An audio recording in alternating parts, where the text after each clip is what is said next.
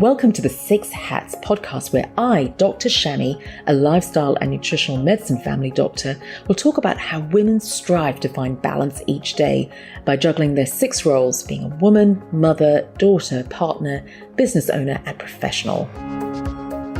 Hello, everyone. Welcome back to the Six Hats podcast. And today we have Alice Creole. Now, join us today as we delve into the intricate relationship between repressed emotions, smooth muscle anxiety, and somatic symptoms. Now, Alice is the co-founder of Aēsara Health and director of Inner Focus Psychology in Northcote here in Melbourne. Now, Alice combines her expertise in clinical psychology and naturopathy to offer a holistic approach to mental health, integrating intensive short-term dynamic psychotherapy and cognitive behavioral therapy. So join us as we explore several topics, gain insight into how we can understand repressed emotions to lead to emotional freedom and overall well-being. So welcome, Alice.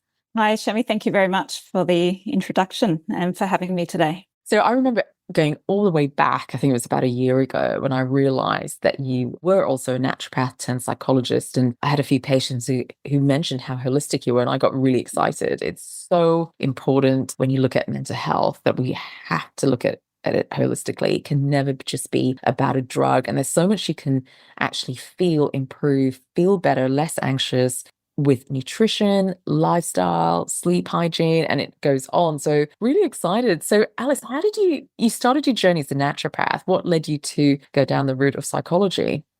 Well, I actually commenced my psychology training when I was 18 and did that for 18 months and just wasn't quite ready at the time to pursue that pathway. So I paused and the more holistic route. So moved up to Byron Bay, where I studied naturopathy for 4 years. Then moved back to Melbourne, where I practiced for a number of years solely as a naturopath. I really enjoyed that line of work. However, just felt like something was missing when it came to dealing with mental health complaints. I was seeing it repeatedly in clinic, not surprisingly. So that led me to continue on the psychology journey. So I always kept practicing as a naturopath on the side. And then once I graduated, was able to incorporate that prior knowledge with my psychology practice. Amazing. So patients are actually really lucky to see you, can I just say? Oh. Amazing holistic approach. And I think that's where sort of medicine, healthcare is going, that transdisciplinary, where you actually know a bit of different disciplines. And I hear that a lot from patients, how the current system is so disconnected. You go and see someone for the brain, then you go and see someone for the heart, and then you go see someone for muscles and then mind, when actually everyone needs to be speaking to each other because all of it is interconnected. And so what you're doing is, it just makes so much sense. So today we're going to talk about repressed emotions, and I never really even considered that. So what do you mean by repressed emotions, and how does that manifest in our daily lives? Great question, Shami. So repressed emotions refers to the unconscious burying of difficult emotions, different to suppression, which is the more conscious awareness of a difficult feeling surfacing and actively choosing to avoid that feeling. When we talk about repressed emotions, they're completely outside of our conscious awareness. And typically, patients who I see who repress their emotions have, like many people, unfortunately, grown up in environments where their emotions haven't been encouraged. So I heard someone say the other day that when they showed some form of being upset or angry, that her parent would say, "If you don't stop that, I'll put you out in the woodshed." And that was really scary, as a young child, listening to being ostracized and punished and put out into the woodshed. And so I hear variations of that often in practice. And sometimes it doesn't have to be so directly punitive. It might be through a parent not knowing how to manage their child's emotional release. So they might avoid, disconnect, neglect, move away from. So all of these messages, one way or another, get communicated to the child that it's not okay for me to show that I'm upset or to show that I'm angry. And so at that age, we can learn these ways to really keep these emotions at bay to the point where it can become unconscious when they're surfacing. It makes so much sense, because I hear these stories like so many times when, patients were saying when they were growing up, ne- emotions weren't talked about at home. It Yes. was just something that was kept to the side.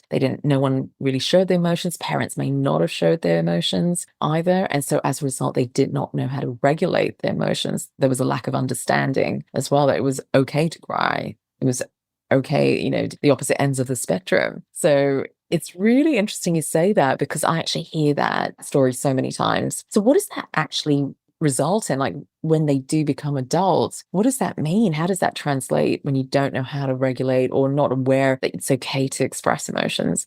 Yeah, so in childhood, this can be quite a protective process, in that I learn that it's not safe in one way or another to show my emotions in front of my caregiver, so I'm going to learn to keep them down. So we might, rather than feel anger, for example, towards a parent, we might instead start to turn it on ourselves. So, for example, mum does something to really anger me, and then rather than face my anger toward her, I'm going to instead experience myself as the problem. In a way, that can be quite protective in childhood, so it doesn't elicit an unsafe response from a caregiver. However, by the time these mechanisms get entrenched by adulthood, when we no longer need to do this, it can be quite problematic. So oftentimes patients who come into the clinic with this issue will have very strong tendency to self-attack. I know we hear this a lot.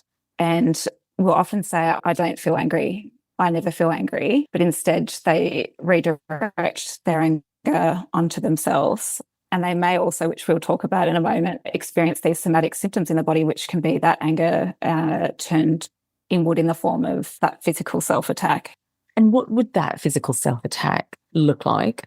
It can come in various different forms. So firstly, we can differentiate it from anxiety, because when anxiety and a difficult emotion, or usually mixed feelings, get stirred up that make us anxious, the anxiety can actually manifest as these physical symptoms in the body also, which is different from what we call a defensive somatization, which is when, rather than feel anger towards another person, we instead turn it on ourselves. And that can be in all sorts of different ways. Perhaps I can give an example of that. So I have had a client who will come into the sessions, and when we stop and go through an example of where she's had some issues in the past week, she might cite a time where she's been mistreated by someone else. And I'll say, and what feelings came up toward this person for disrespecting you in this way? And she'll immediately say, oh, I'm getting an eye, my eye is hurting, or my head is starting to ache. So then we can see that these feelings are becoming very internalized and turning back inward. Wow.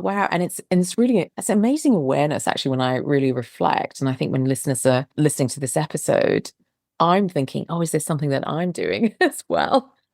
Just reflecting on the past and reflecting, do we know how to manage our emotions in a healthy way? Because we just learn from, whether it's growing up, our role models, society, schools. It's so varied how we learn about emotions. It's not actually taught at all. It's just literally what you stumble upon. So when you said that, it's so interesting, because I see it from the other end, from the somatic symptoms. And as a clinician, it's important that we acknowledge and make sure there's nothing organic going on and going to the root cause. But there's always an element of the mind affecting the body. Absolutely, in so many complex different ways as well. There's some very interesting research out on conditions like inflammatory bowel disease, Crohn's disease, and the relationship between repressed emotions and these conditions. So it's really fascinating. That is just one example of many medical conditions that do have an emotional link as well. That's not to say that, of course, when you have a patient with Crohn's disease, it is 100% linked to this process, but certainly something to consider. So this is a great time to move on to somatic symptoms. Now, many of us are familiar with the whole mind-body connection, but what exactly are somatic symptoms? So somatic symptoms can be any physical symptom experienced in the body.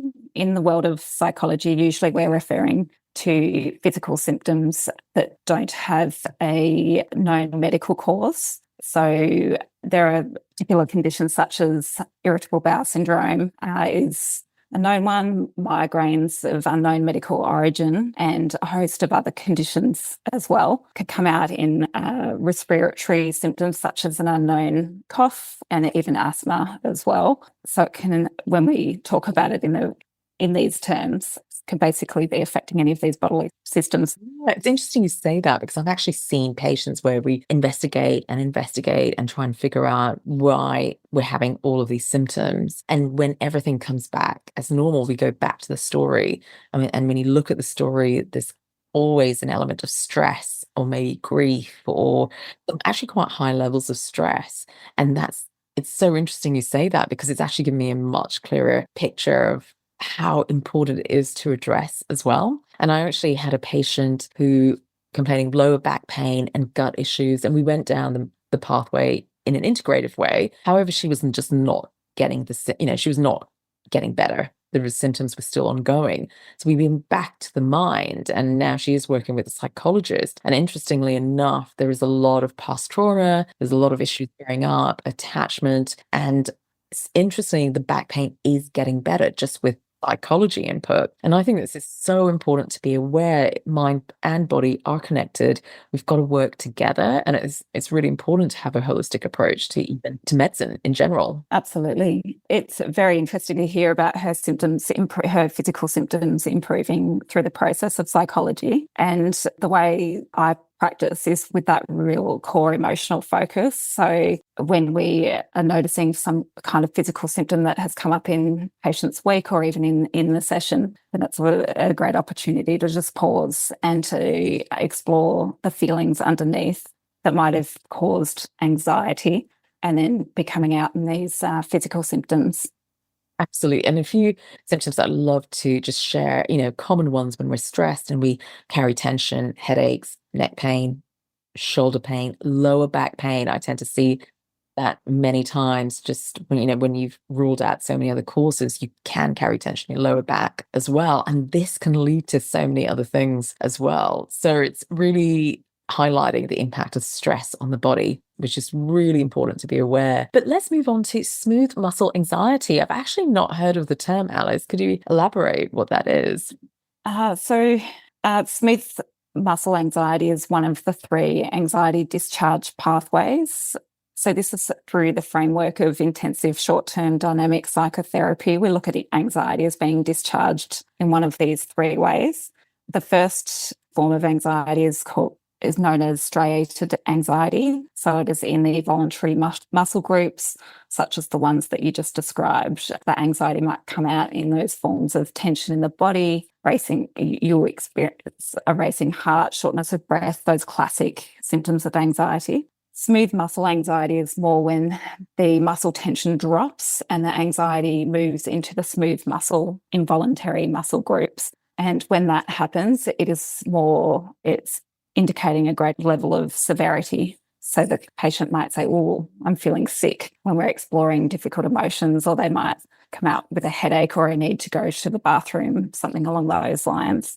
And then the third anxiety pathway is cognitive perceptual disruption. So that's when the thoughts start slowing down, might be feeling dizzy, the room might be caving in. And that just shows that anxiety is just tipped over that threshold of tolerance. Wow, that's amazing, actually, just because, again, it's that mind affecting the body, and we can get caught up in the somatic symptoms. We can get caught up in the physical symptoms and almost go down a pathway which may not actually come to any fruition. And it's really interesting, because that's how the medical system is designed.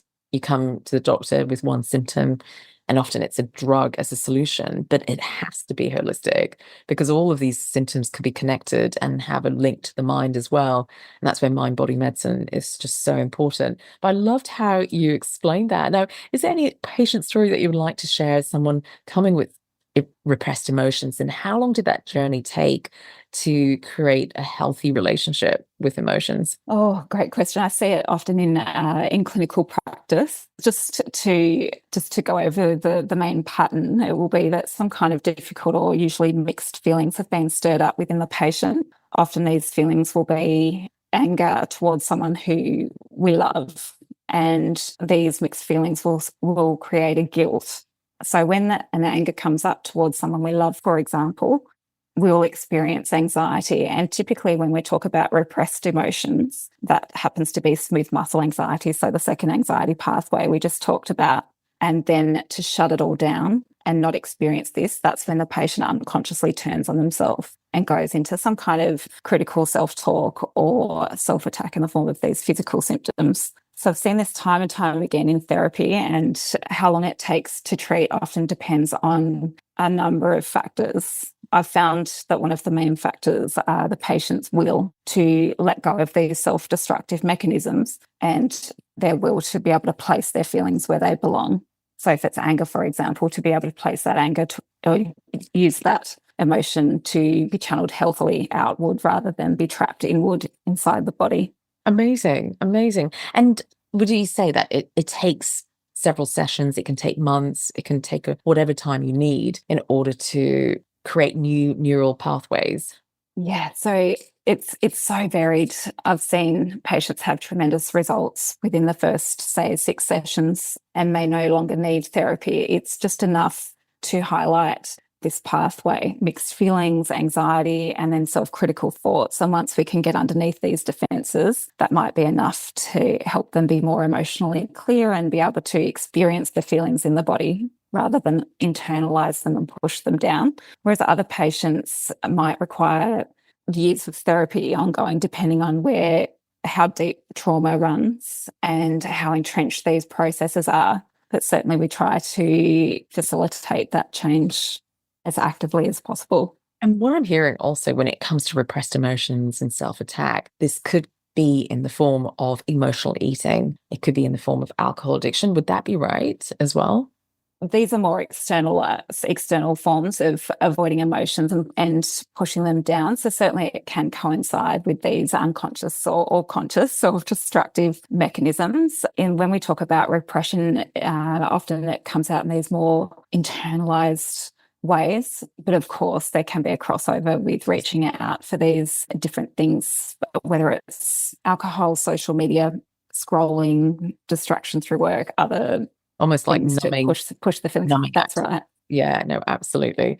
Amazing, Alice. That was so informative. And I think that's really important, just being aware of the mind-body connection. And as part of your healing journey, is there any last few words that you would like to leave us with?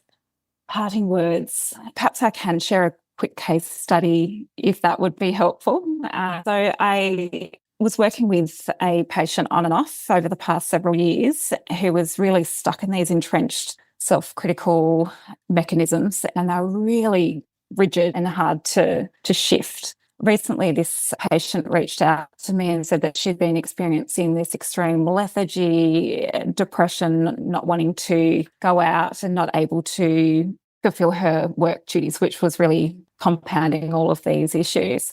And after a very intensive session of just helping her to notice how these critical thoughts are causing her to flatten out in the session before our very eyes through repeated challenging of these defense mechanisms, we were able to get underneath to to these deep feelings that led to spontaneous memories from when she was 10.